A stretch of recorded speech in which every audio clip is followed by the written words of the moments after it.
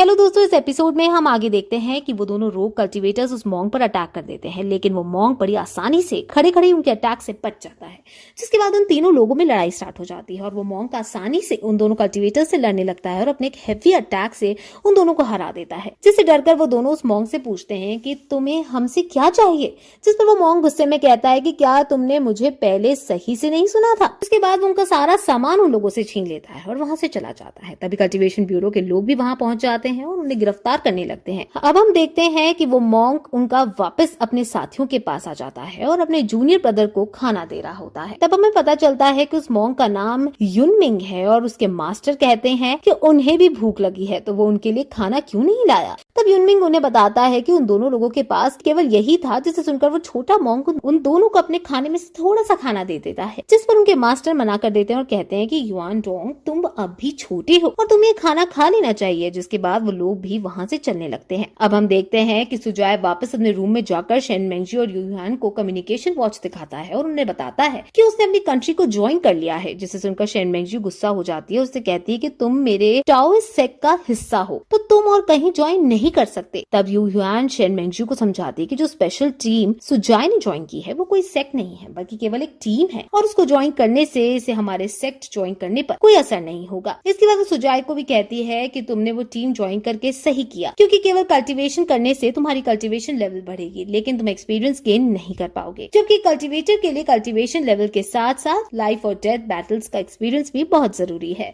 उसके बाद यूहान सुजाय को स्टार वर्ल्ड में जाकर नील करने को कहती है, जिसके बाद वो उसे बताती है कि अब तुम्हें स्पेशल टीम ज्वाइन की है तो तुम्हें एक टेक्निक सिखाऊंगी, लेकिन उस टेक्निक को तुम कहीं शो नहीं कर सकते, क्योंकि वो ऑल ड्रीम्स में काफी फेमस है और उस टेक्निक का यूज करके तुम किसी को भी बिना टच किए दूर से ही मार सकते हो। जिससे सुनकर शेन मेंगजी भी कहती है कि उसके सेक्ट के पास भी एक ऐसी टेक्निक है जिसके उससे वो अपने पास के सभी लोगों को उनकी पावर यूज करके ही मार सकता है। अब वो दोनों सुजाय को ये टेक्निक सिखाने लगती हैं और सुजाय भी बहुत जल्दी इन दोनों टेक्निक्स को बहुत जल्दी सीख लेता है, जिससे वो दोनों लड़कियां फिर से शॉक रह जाती हैं। अब ये सब सिखाने के बाद यूहान सुजाय को उसकी पावर्स यूज करने को कहती है और जब सुजाय उन टेक्निक्स को यूज करके दिखाता है तो वो दोनों लड़कियां काफी इंप्रेस होती हैं और सुजाय की तारीफ करती हैं। खुश होकर सुजाय और भी ज्यादा मेहनत करने की कहकर वहां से चला जाता है और प्रैक्टिस करने लगता है। उसके जाने के बाद यूहान शेन मेंगजी को बताती है कि उसे जिस चीज का डर था वही हुआ और स्टार स्प्रिंग ने सुजाय की स्पिरिचुअल एनर्जी को अब्सॉर्ब करना स्टार्ट कर दिया है। जिसे सुनकर शेन मेंगजी डर जाती है और उससे पूछती है कि क्या इससे सुजाय ठीक रहेगा। तब यूहान उसे बताती है कि स्टार स्प्रिंग में अभी केवल सुजाय की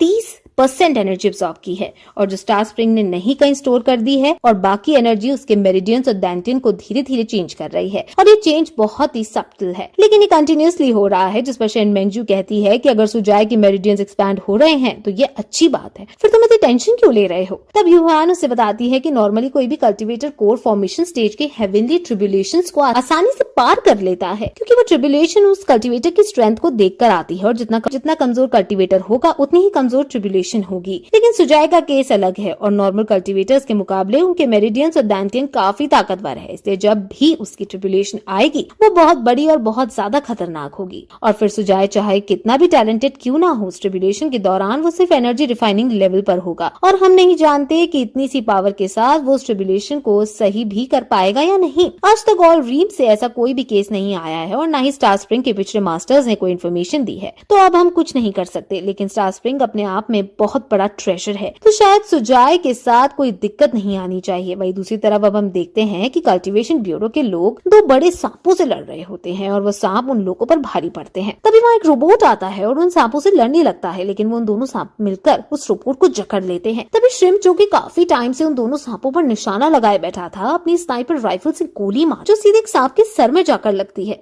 और उन दोनों सांपों की पकड़ ढीली हो जाती है। तभी उस रोबोट के अंदर से जाहू बाहर निकल कर आता है और अपनी तलवार से उन सांपों को मार देता है, जिसके बाद वो सांप गायब होने लगते हैं। तब हमें पता चलता है कि असल में वो ये लड़ाई एक वर्चुअल रियलिटी के अंदर लड़ रहे थे और ये उनकी ट्रेनिंग का एक पार्ट था। ट्रेनिंग खत्म होने के बाद शाओ अपने टीम मेंबर से कहता है कि आज सुजाय अपने टेस्ट के लिए आएगा और हमें उसका डेटा रिकॉर्ड करना है, और साथ ही वो अपने साथियों से सुजाय पर ज्यादा स्ट्रिक्ट होने से भी मना करता है। वहीं हम सुजाय को देखते हैं कि जो कि एक गाड़ी में बैठा होता है और कहीं जा रहा होता है। तभी वो ड्राइवर को जल्दी चलने को कहता है, जिस पर उसको ड्राइवर से पूछता है कि क्या वो अपनी गर्लफ्रेंड से मिलने जा रहा है, क्योंकि इतनी सुबह सुबह कोई भी इंसान सो रहा होता है और सुजाय काफी एक्साइटेड भी दिख रहा है और उसमें इतनी लंबी जर्नी के लिए पैसे भी नहीं पूछे और टैक्सी में बैठ गया, जिससे ड्राइवर को लगता है कि वो जल्दी में है और अपनी गर्लफ्रेंड से मिलने जा रहा है। तब हम देखते हैं कि सुजाय ब्यूरो पर पहुंच जाता है और एक आदमी इसकी इन्फॉर्मेशन श्रिम्प, जो कि उसका वाइस कैप्टन है, उसे देने जाता है, जिस पर श्रिम्प पूछता है कि तुमने उसे अंदर क्यों नहीं बुलाया। तब वो सोल्जर बताता है कि असल में सुजाय टैक्सी का किराया नहीं दे सकता, इसलिए वो टैक्सी ड्राइवर उसे यहाँ अंदर नहीं आने दे रहा है। तभी श्रिम्प अपने आदमियों के साथ बाहर आता है और उनके स्वैग को देखकर वो टैक्सी ड्राइवर डर जाता है और बिना पैसे लिए ही वहां से चला जाता है।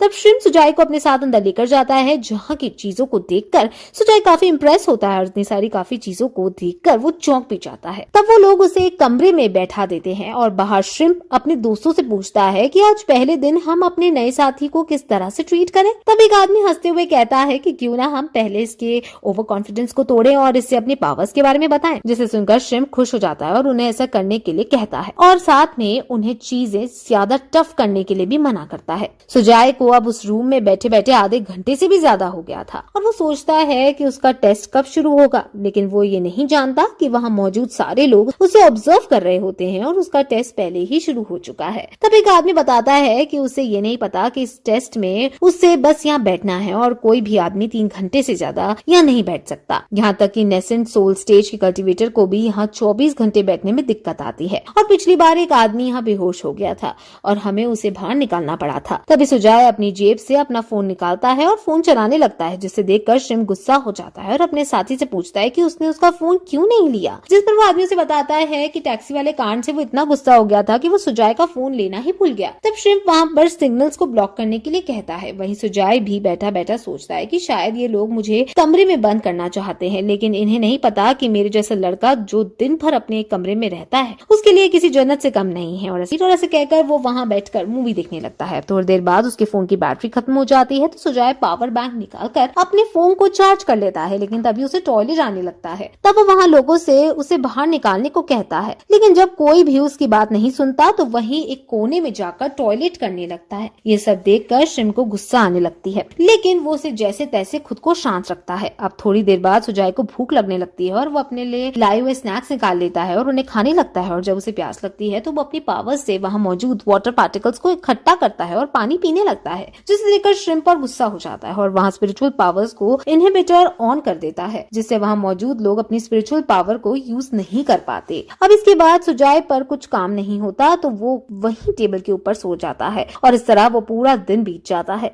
अब अगले दिन श्रिम्प देखता है कि स्पिरिचुअल रिस्ट्रेनिंग फॉर्मेशन को एक्टिवेट करने के बाद भी सुजाय अपनी पावर्स को यूज कर पा रहा था, इसलिए गुस्से में होते हुए और ना चाहते हुए भी सुजाय को उस रूम से बाहर निकाल लेता है और उस SSS लेवल टेस्ट रूम में डालने को कहता है। तब उसके आदमी उसे बताते हैं कि उनके पास SSS लेवल टेस्ट रूम का एक्सेस नहीं है और उस रूम को केवल कैप्टन झाओ हू ही खोल सकते हैं। तब श्रिम्प झाओ हू को बताते हैं कि सुजाय रिस्ट्रेनिंग फॉर्मेशन के बाद भी अपनी पावर्स यूज कर पा रहा था, इसलिए वो उसे SSS लेवल टेस्ट रूम को खोलने को कहते हैं। तब वो लोग सुजाय को उस कमरे से बाहर निकाल कर लाते हैं और बाहर आकर श्रिम्प उसे अपना नाम बताता है और उसे कहता है कि अब से तुम्हारा कैप्टन मैं और तुम मुझे कैप्टन श्रिम्प कहोगे। लेकिन सुजाय उसके नाम को गलत बोलता है, जिससे श्रिम्प को गुस्सा आ जाता है और वो सुजाय को पीटने की सोचने लगता है। लेकिन वो अपने गुस्से को शांत करके सुजाय को बताता है कि उसके असली टेस्ट अब से शुरू है, जिसके बाद वो उसे उसकी स्पीड चेक करने के लिए दौड़ने को कहता है और दौड़कर दूसरी दीवार पर लगे बटन को ऑन करके आने को कहता है। अब जैसे सुजाय दौड़ना स्टार्ट करता है तो वो बहुत तेज दौड़ने लगता है और इससे पहले श्रिम्प कुछ बोल पाता सुजाय दूसरी दीवार तक पहुंच जाता है, लेकिन वो वहाँ खुद को रोक नहीं पाता और दीवार से टकरा जाता है। तब शाहू सोचता है कि एनर्जी डिफाइनिंग स्टेज के लोग 100 मीटर 7 सेकंड में दौड़ सकते हैं, जबकि कोर फॉर्मेशन के लोगों को केवल 5 सेकंड लगते हैं। वहीं सुजाय को भी अपनी एनर्जी गैदरिंग स्टेज पर है। वहीं सुजाय भी जो अपनी